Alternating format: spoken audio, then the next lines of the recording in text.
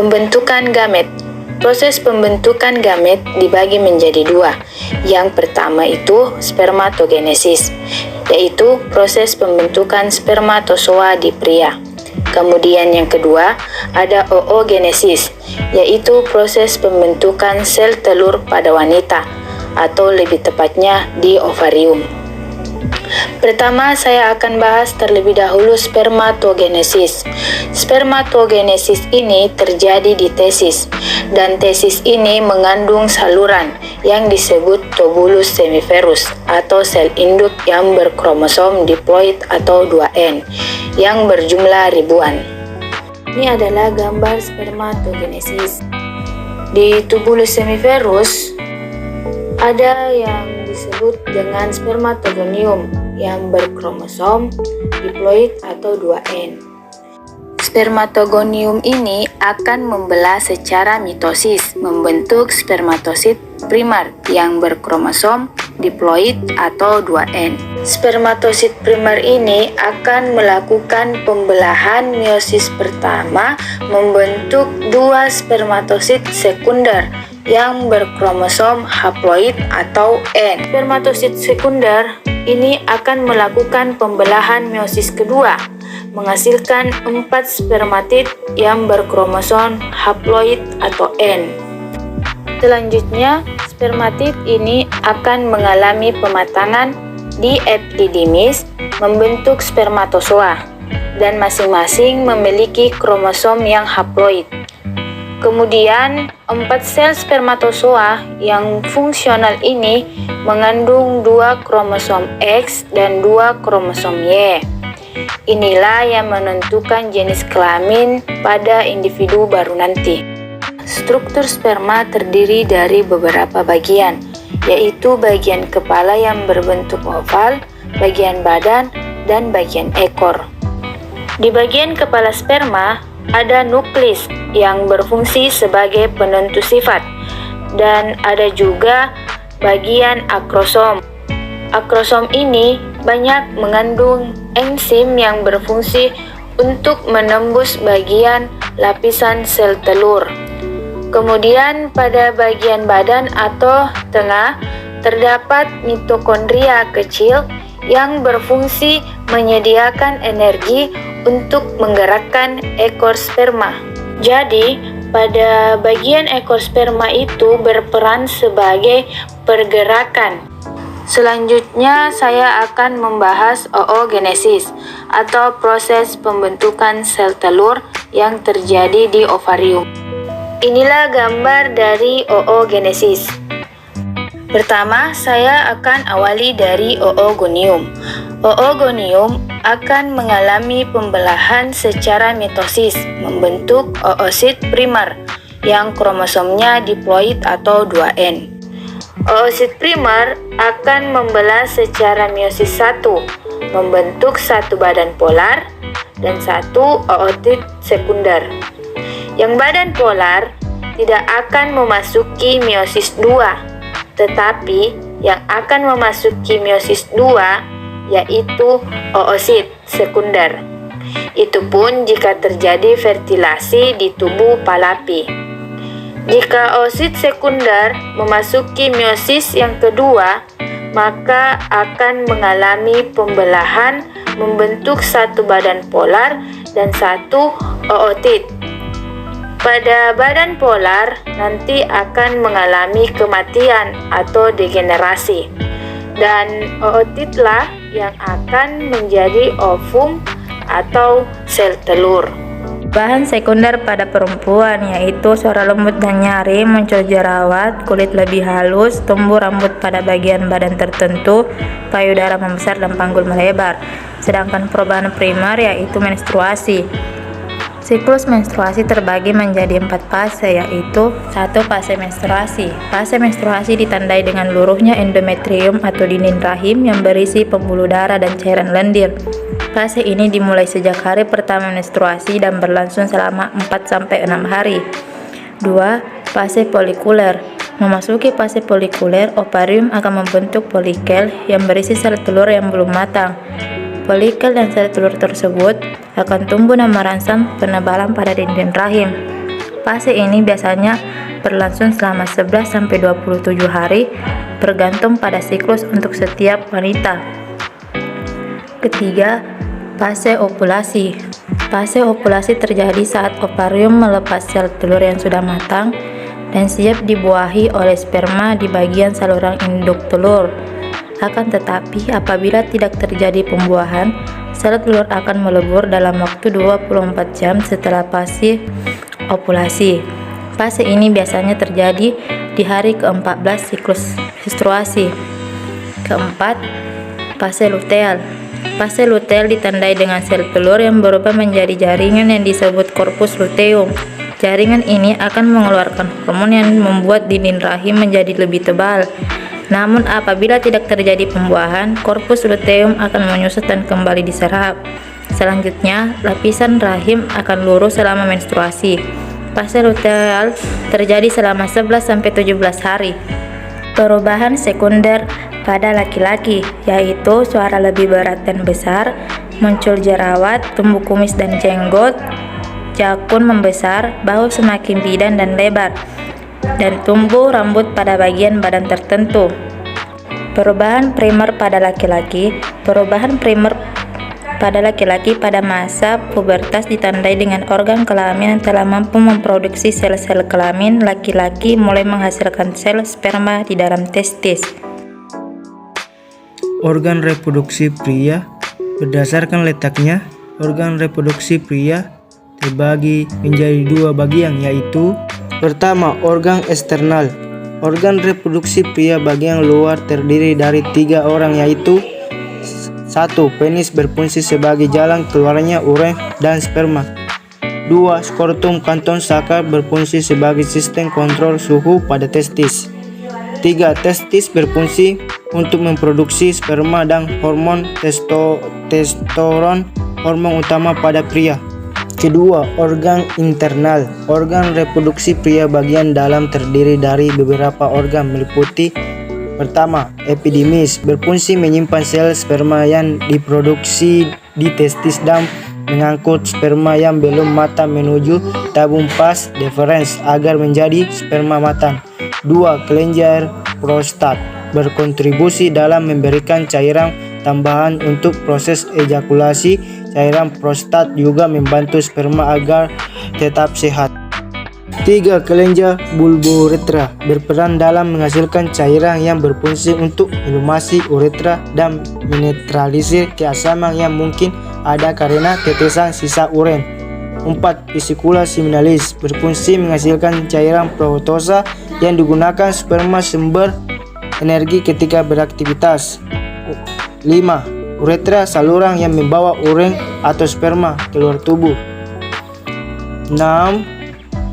Vas deferens, yaitu tabung yang berfungsi mengangkut sperma matang menuju uretra dalam persiapan untuk ejakulasi. Sistem reproduksi wanita. Struktur sistem reproduksi wanita. Alat kelamin luar. Vulva yaitu celah paling luar dari alat kelamin wanita. Ke dalam vulva bersuara 2 saluran, yaitu saluran urin dan saluran kelamin atau vagina. Labium mayora dan labium minora adalah lipatan besar yang di dalamnya terdapat lipatan kecil yang melindungi vagina, alat kelamin dalam. Ovarium atau indung telur adalah gonad wanita yang menghasilkan ovum dan hormon pada wanita. Dalam ovarium terdapat struktur lolikel atau cangkang yang melindungi ovum. Oviduk atau tuba fallopi berfungsi sebagai tempat fertilisasi pembuahan yang terjadi pada 1/3 awal oviduk. Berjumlah sepasang merupakan penghubung ovarium dengan uterus. Bagian terbentuk corong disebut infundibulum yang ditutupi fimbriae. Fimbriae berfungsi menangkap sel telur yang dilepaskan oleh ovarium. Uterus atau rahim berfungsi sebagai tempat perkembangan janin. Dinding rahim atau endometrium memiliki peranan dalam pembentukan plasenta. Plasenta merupakan organ yang menyuplai nutrisi yang dibutuhkan bayi selama perkembangannya. Serviks, leher rahim adalah saluran pembatas urin dan vagina. Vagina merupakan saluran yang menghubungkan lingkungan luar dengan rahim, dilapisi selaput membran yang disebut selaput darah atau himen, yaitu selaput yang melindungi vagina dan mengandung banyak pembuluh darah, berfungsi sebagai organ reproduksi dan saluran untuk aliran darah, menstruasi dari rahim dan jalan lahirnya bayi. Fertilisasi adalah proses ketika sel telur bertemu sel sperma dan bersatu membentuk zigot, lalu berkembang menjadi embrio sebagai cikal bakal pembentukan janin. Fertilisasi atau proses pembuahan disebut juga sebagai konsepsi dan menjadi awal terjadinya kehamilan. Untuk mengetahui dan menghitung usia kehamilan biasanya dimulai dari hari pertama haid terakhir atau HPHT, yaitu sekitar 2 minggu sebelum proses pembuahan terjadi. Proses pembuahan atau fertilisasi diawali dengan masa ovulasi hingga implantasi. Dalam proses ini, terjadi perpindahan sel telur yang sudah dibuahi ke dalam rahim. Munculnya hormon kehamilan HCG juga menjadi tanda dan akan dideteksi oleh alat tes kehamilan atau tes PEG sebagai tanda-tanda awal kehamilan. Meski demikian, dokter umumnya menghitung awal kehamilan dari hari pertama haid terakhir atau HPHT, yaitu sekitar 2 minggu sebelum proses pembuahan terjadi. Lantas bagaimana terjadinya proses pembuahan? Mari kita simak tahapan demi tahapan proses fertilisasi atau konsepsi berikut. Proses pembuahan fertilisasi pada manusia. Pertama, ovulasi. Sebelum proses pembuahan berlangsung, harus terjadi ovulasi terlebih dahulu. Ovulasi yaitu keluarnya sel telur dari ovarium atau indung telur yang normalnya terjadi setiap bulan. Di dalam ovarium wanita ada banyak sel telur, namun dalam setiap bulannya ada satu sel telur yang berada dalam sebuah kantung atau folikel yang dipersiapkan untuk menjadi matang. Proses pematangan ini terutama dipengaruhi oleh hormon FSH atau follicle stimulating hormone. Setelah matang, sel telur keluar dari folikel sehingga terjadilah ovulasi yang dicetuskan oleh hormon LH atau luteinizing hormone. Proses ovulasi umumnya terjadi sekitar 2 minggu sebelum haid berikutnya. Pada kondisi tertentu, sel telur yang matang dan berovulasi tidak menjadi alasan terjadinya hamil kembar.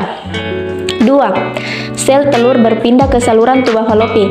Setelah keluar dari indung telur, sel telur berada di tuba falopi dan perlahan menuju rahim. Umur sel telur di dalam tuba falopi hanya 24 jam sehingga ia akan mati dan kehamilan tidak terjadi jika tidak ada yang membuahinya. 3. Meningkatnya hormon. Setelah sel telur meninggalkan folikel dalam ovarium kemudian berkembang menjadi korpus luteum. Korpus luteum ini menghasilkan hormon progesteron yang bertugas menebalkan lapisan dinding rahim dengan nutrisi dan aliran darah sehingga siap sebagai rumah bagi sel telur yang sudah dibuahi. 4. Jika sel telur tidak dibuahi. Jika tidak ada sperma yang membuahi sel telur akan berpindah ke rahim dan hancur. Pada saat ini, korpus luteum mengecil dan kadar hormon dalam tubuh kembali normal seperti biasanya. Lapisan dinding rahim yang menebal tadi mulai mengalami proses peluruhan sehingga keluarlah yang namanya darah haid. 5. Jika ada proses fertilisasi atau konsepsi. Kalau ada satu saja sperma yang berhasil sampai di saluran tuba falopi dan menerobos masuk dalam sel telur, proses pembuahan bisa terjadi. Sel telur akan mengalami perubahan sehingga tidak ada sperma lain yang dapat masuk. Pada saat ini jugalah gen dan jenis kelamin bayi ditentukan. Jika spermanya mengandung kromosom Y, maka laki-laki. Sebaliknya, jika spermanya berkromosomkan X, yang lahir nanti adalah bayi perempuan. 6. Implantasi atau perpindahan sel telur yang sudah dibuahi ke rahim. Tahapan dalam proses fertilisasi selanjutnya adalah implantasi. Namun, sel telur yang telah dibuahi biasanya masih menetap di saluran tuba falopi selama 3-4 hari. Dalam waktu 24 jam setelah dibuahi, sel telur tersebut akan membelah diri dengan cepat sehingga menjadi banyak sel. Proses pembelahan ini terus terjadi seiring berpindahnya sel telur dari saluran tuba falopi ke rahim. Setelah itu, barulah sel telur mulai berimplantasi atau menanamkan diri ke dinding rahim. Implantasi umumnya menimbulkan gejala, namun tak semua wanita mengalaminya. Beberapa mendapati bercak darah di celana dalam selama 1-2 hari. Pada saat ini, lapisan di dinding rahim terus menebal dan serviks ditutupi oleh lendir tebal. Penutup ini akan tetap melindungi serviks hingga proses persalinan nanti. Dalam waktu 3 minggu, sel yang menempel di dinding rahim tadi mulai berkembang menjadi gumpalan dan sel saraf pertama bayi sudah mulai terbentuk. 7. Munculnya hormon kehamilan setelah implantasi terjadi. Tubuh mulai menghasilkan hormon kehamilan atau HCG. Keberadaan hormon inilah yang dideteksi oleh alat tes kehamilan. Umumnya butuh waktu 3-4 minggu dari hari pertama haid terakhir agar kadar HCG cukup tinggi untuk terbaca oleh tes PEG. Karenanya, banyak pihak menyarankan tes kehamilan dilakukan setelah telat haid saja. Bila hasil tesnya negatif, jangan buru-buru menyimpulkan bahwa pasti tidak ada kehamilan. Sebaliknya, tunggulah seminggu lagi untuk melakukan tes ulang. Tubuh wanita mengalami beragam perubahan seiring proses alami yang dilaluinya, mulai dari pubertas, ovulasi, menstruasi, hingga kehamilan dan menyusui. Berbagai proses tersebut terjadi berkat adanya macam-macam hormon di dalam tubuh wanita. Hormon merupakan zat kimia yang diproduksi oleh sistem endokrin dalam tubuh dan berfungsi untuk membantu mengendalikan hampir semua fungsi tubuh seperti pertumbuhan, metabolisme, hingga kerja berbagai sistem organ, termasuk organ reproduksi. Mengenal macam-macam hormon pada wanita dan fungsinya. Yang pertama, progesteron. Progesteron akan membantu mempersiapkan lapisan dalam rahim yang disebut endometrium untuk menerima sel telur yang telah dibuahi oleh sperma. Selama kehamilan, kadar hormon progesteron dalam tubuh tetap tinggi. Hal ini mencegah tubuh menghasilkan sel telur baru dan mempersiapkan tubuh untuk memproduksi ASI. Bila tidak terjadi pembuahan, kadar hormon progesteron dalam tubuh akan turun dan memicu menstruasi. Yang kedua, estrogen. Sebagian besar hormon estrogen diproduksi di ovarium atau indung telur. Selain itu, hormon ini juga diproduksi oleh kelenjar adrenal dan plasenta, tetapi hanya dalam jumlah yang sedikit. Hormon estrogen berfungsi untuk membantu perkembangan dan perubahan tubuh saat pubertas, termasuk perkembangan fungsi organ seksual dan memastikan proses ovulasi dalam siklus menstruasi bulanan. Hormon ini juga berperan dalam proses keluarnya ASI setelah persalinan, mengatur mood atau suasana hati, dan proses penuaan. Penurunan produksi estrogen dapat menimbulkan berbagai gangguan seperti menstruasi yang tidak teratur, vagina kering, suasana hati tidak menentu, menopause, dan osteoporosis pada wanita lanjut usia. 3. Testosteron. Kadar hormon testosteron yang terdapat pada tubuh wanita memang tidak sebanyak pada pria, namun hormon ini tetap memiliki fungsi yang penting bagi kesehatan wanita. Hormon testosteron berperan dalam mengatur libido atau gairah seksual dan menjaga kesehatan vagina, payudara, dan kesuburan. Yang keempat, luteinizing hormone atau LH. LH pada wanita bertugas untuk membantu tubuh mengatur siklus menstruasi dan ovulasi. Oleh karena itu, hormon juga berperan dalam masa pubertas. Hormon ini diproduksi oleh kelenjar hipofisis di otak. Umumnya, kadar hormon LH pada wanita akan meningkat saat menstruasi dan setelah menopause. Kadar LH yang terlalu tinggi pada tubuh wanita dapat mengakibatkan masalah reproduksi. Yang kelima, follicle stimulating hormone atau FSH. Sama halnya dengan hormon LH, hormon FSH juga diproduksi di kelenjar hipofisis dan berperan penting dalam sistem reproduksi. Hormon ini membantu mengendalikan siklus menstruasi dan produksi sel telur di ovarium. Kadar hormon FSH yang rendah menandakan bahwa wanita tidak mengalami ovulasi, adanya gangguan pada kelenjar hipofisis, atau bisa juga menandakan kehamilan. Sebaliknya, hormon FSH yang tinggi dapat menandakan wanita memasuki masa menopause, adanya tumor di kelenjar hipofisis, atau gejala dari sindrom Turner. Keenam, oksitosin. Hormon oksitosin yang diproduksi oleh kelenjar hipofisis di otak ini umumnya akan meningkat selama kehamilan, khususnya ketika menjelang persalinan. Ketika kadar hormon meningkat, rahim akan terangsang untuk berkontraksi dan mempersiapkan proses persalinan. Setelah melahirkan, oksitosin akan merangsang kelenjar payudara untuk menghasilkan ASI. Setiap hormon wanita memiliki peranan penting terhadap kesehatan, termasuk menentukan bentuk tubuh wanita. Untuk menjaga keseimbangan hormon dalam tubuh, Anda disarankan untuk mengonsumsi makanan sehat, rutin berolahraga, membatasi konsumsi makanan manis dan tinggi karbohidrat, mengurangi stres, serta tidur yang cukup. Jika Anda mengalami gangguan yang berkaitan dengan hormon, disarankan untuk berkonsultasi dengan dokter untuk menjalani pemeriksaan dan mendapatkan pengobatan yang tepat. Terjadi setelah sel telur matang berhasil dibuahi oleh sperma. Maka dari itu, proses kehamilan akan terjadi setelah suami istri berhubungan intim. Sel telur yang sudah matang memiliki masa hidup selama 24 jam. Dengan kata lain, jika pada waktu tersebut pembuahan tidak dilakukan, kadar hormon akan menurun dan sel telur akan meluruh. Pembuahan sel telur bisa terjadi dalam waktu beberapa jam atau beberapa hari setelah hubungan intim. Setelah berhubungan, sekitar 300 juta sel sperma akan dikeluarkan dan mulai memasuki misfi. Namun, hanya sedikit dari sel sperma tersebut yang akan mencapai tuba floppy, tempat di mana sel telur menunggu untuk dibuahi. Dari sisa sperma yang berhasil masuk, biasanya berjumlah ratusan, hanya akan ada satu sperma yang bisa bertemu dengan sel telur. Nah, pertemuan antara sperma dan sel telur ini yang menjadi awal pembuahan dan tanda dimulainya proses kehamilan. Selanjutnya, proses kehamilan berlanjut setelah pembuahan terjadi, dimulai dengan sel telur berubah menjadi zigot. Setelahnya, zigot akan berkembang menjadi embrio alias calon janin. Zigot menempel di dinding rahim selama beberapa hari setelah proses pembuahan. Pada masa ini, wanita mungkin mulai memasuki masa awal kehamilan dan ada kemungkinan mengalami flek, kecoklatan, atau mengalami pendarahan ringan selama kira-kira 1-2 hari, yang disebut dengan pendarahan implantasi, tapi tidak semua wanita mengalaminya. Setelah pendarahan selesai, kantung ketuban dan plasenta akan terbentuk. Nantinya kedua bagian ini akan menjadi sumber nutrisi janin selama berada di kandungan. Plasenta juga akan mulai melepaskan hormon kehamilan atau HCG, dan hormon tersebut bisa mulai dideteksi melalui tes urin.